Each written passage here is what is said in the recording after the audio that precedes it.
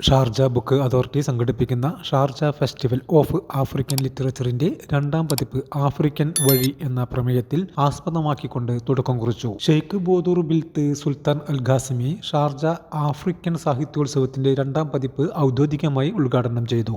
ആഫ്രിക്കയുടെ വിവിധ ഭാഗങ്ങളിൽ നിന്ന് ഒഴുകിയെത്തുന്ന വർണ്ണങ്ങളുടെയും ശബ്ദത്തിന്റെയും കലയുടെയും കഥ പറച്ചിലിന്റെയും ഒരു ഊർജ്ജസ്വലമായ ഇടമാക്കി യൂണിവേഴ്സിറ്റിയെ മാറ്റി. സംസ്കാരം, സാഹിത്യം, ജീവിച്ചിരിക്കുന്ന പൈതൃകം എന്നിവയെ കേന്ദ്രബിന്ദുവായി പ്രതിഷ്ഠിക്കുന്ന ഒരു ഉത്സവത്തിന് തുടക്കം കുറിച്ചുകൊണ്ട് ടാൻസാനിയൻ ബാൻഡ് പരമ്പരാഗത സംഗീതം അവതരിപ്പിച്ചുകൊണ്ട് ഉദ്ഘാടന ചടങ്ങ് ശ്രദ്ധേയമായി. ഷെയ്ഖ് ബോദൂർ ബിൽത്ത് സുൽത്താൻ അൽ ഖാസിമി ഉത്സവ പരിസരം ചുറ്റി സഞ്ചരിച്ച് കലാകാരുമായി, എഴുത്തുകാരുമായി, പ്രദർശകർ എന്നിവരുമായി ഇടപഴകി സൗഹൃദം പങ്കിട്ടു.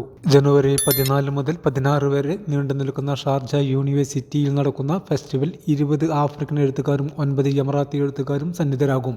ആഫ്രിക്കൻ സാഹിത്യത്തെ പ്രോത്സാഹിപ്പിക്കുന്നതിനും ആഘോഷിക്കുന്നതിനും അതിന്റെ ആഖ്യാന പരിവർത്തനങ്ങളും സമകാലിക പ്രവണതകളും പര്യവേക്ഷണം ചെയ്യുന്നതിനും ആഫ്രിക്കയ്ക്കും അറബ് ലോകത്തിനും ഇടയിലുള്ള സാംസ്കാരികവും വിജ്ഞാനപരമായ ബന്ധം കൂടുതൽ ശക്തിപ്പെടുത്തുന്നതിനായി മേള സാക്ഷ്യം വഹിക്കും. ആഫ്രിക്കൻ സാഹിത്യത്തിന്റെ വർത്തമാനത്തിന്റെയും ഭാവിയെയും വിലയിരുത്തുന്ന 20 പാനൽ ചർച്ചാ സെക്ഷനുകൾ, 5 കവിതാ സായാഹ്നങ്ങൾ, കുട്ടികൾക്കായി 20 വർക്ക്ഷോപ്പുകൾ, 10 തത്സമയ പാചക സെക്ഷനുകൾ എന്നിവ ഉൾപ്പെടുത്തി സമ്പന്നവും വൈവിധ്യപൂർണവുമായ പരിപാടിയാണ് 5 ദിവസം നീണ്ടു നിൽക്കുന്ന ഫെസ്റ്റിവലിൽ അരങ്ങേറുന്നത്.